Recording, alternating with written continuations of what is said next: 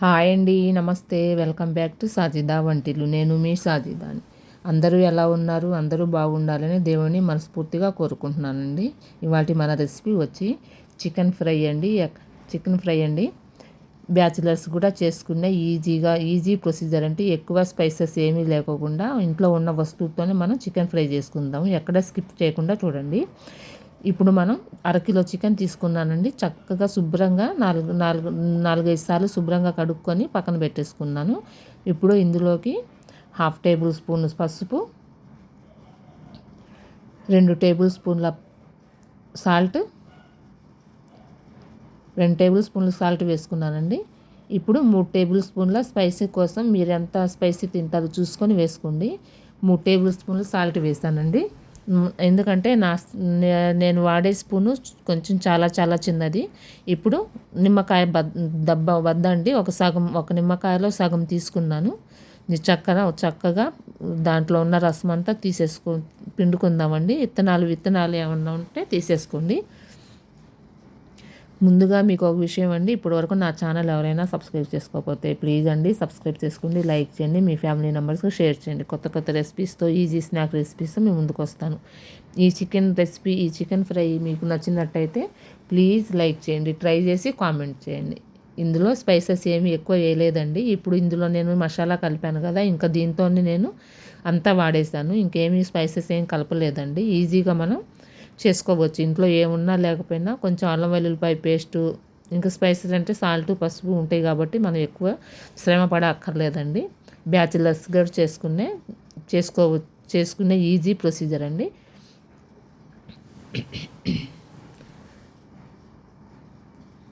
ఇప్పుడు ఒక ప్యాన్ పెట్టుకుందాం. స్టవ్ మీద ఒక ప్యాన్ పెట్టుకొని ప్యాన్లో ఆయిల్ 2-3 టేబుల్ స్పూన్ల ఆయిల్ వేసుకుని ఇందులో జీలకర్ర 1/4 టేబుల్ స్పూన్ వేసుకున్నానండి. అదేవిధంగా ఒక పెద్ద సైజు ఒక ఉల్లిపాయ అంటే సన్న పీసెస్లా కట్ చేసుకుని ఫ్రై చేసుకుందాము. కొంచెం అటు ఇటుకో పెట్టానండి. నాకు పిల్లలు స్కూల్కి వెళ్ళారు కదా, నేను పెట్టుకోవటం మూలన కొంచెం కెమెరాకి ప్యాన్కి కొంచెం డిస్టర్బెన్స్గా ఉంది. ఈసారి ఈ మిస్టేక్ జరగకుండా చూసుకుంటాను. ఉల్లిపాయలు చక్కగా ఫ్రై అయినాయి కదా, ఇప్పుడు మనం చికెన్ పీసెస్లో ఇందులో వేసుకుందాము. మన మసాలా ఆల్రెడీ మ్యాగ్నేట్ చేసి పెట్టాం కదా చికెన్ని అది ఇందులో వేసుకొని చక్కగా ఫ్రై చేసుకుందాము. ఇప్పుడు దీని మీద మూత పెట్టుకుందామండి.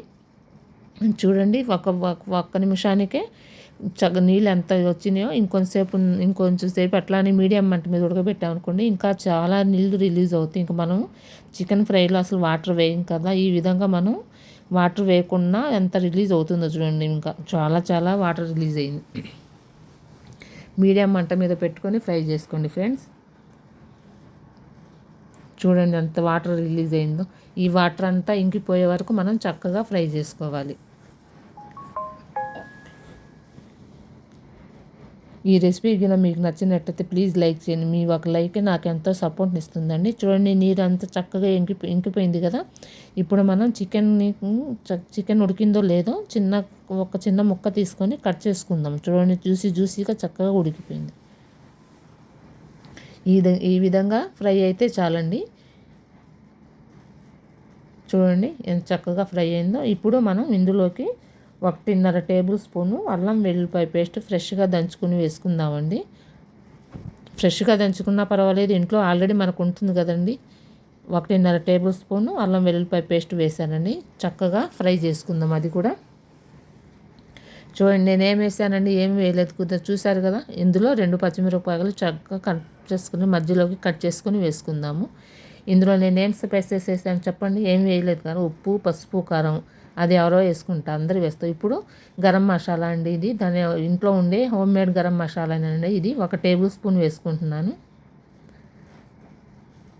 గరం మసాలా చాలా టేస్టీగా ఉంటుందండి. బ్యాచిలర్స్ కూడా ఈజీగా చేసుకునే చికెన్ ఫ్రై అండి. ఇందులోనే గరం మసాలా అండి, ఇందాక గరం మసాలా వేసాను కదా, ఇప్పుడు ధనియా పౌడర్ వేస్తున్నాను. 1/2 టేబుల్ స్పూన్ ధనియా పౌడర్ వేసాను. అయిపోయిందండి చికెన్ ఫ్రై, ఈజీగా మనం చేసుకోవచ్చు. ఇప్పుడు కొత్తిమీర వేసుకుందాము. కొత్తిమీర వేసుకొని ఒక 2 మినిట్స్ ఫ్రై చేసుకున్నాం అనుకుంటే ఈజీగా టేస్టీగా చాలా చాలా బాగుంటుంది. వేడి వేడి అన్నంలోకి రసం కానీ సాంబార్ కానీ వేసుకొని తింటే చాలా కమ్మగా ఉంటుందండి. అంతేనండి.